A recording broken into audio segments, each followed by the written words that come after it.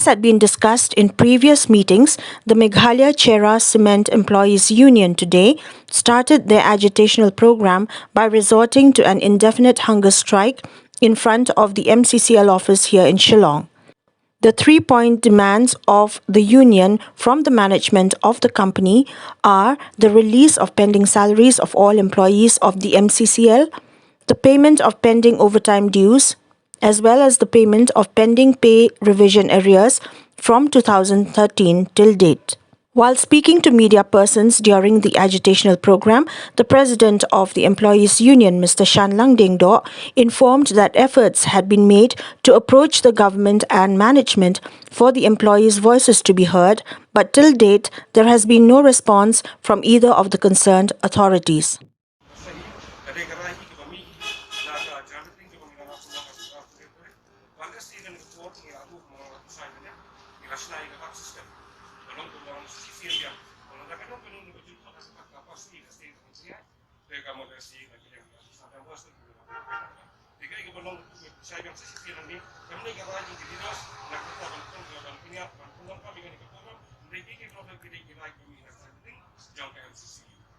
Also speaking during the program was General Secretary of the Union, Shanlang Diengdoh, who stressed on the fact that there was no other way out for the union's demands to be heard but through an indefinite hunger strike, which he termed as the last resort.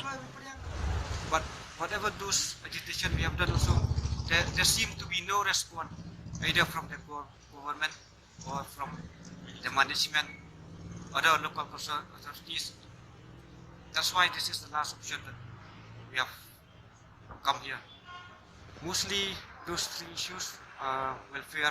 Welfare means it includes all our salary, then others pending dues. Others pending dues that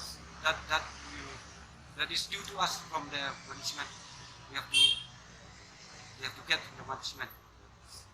It's totaling around 15 months, then others it comes to around 20 crores.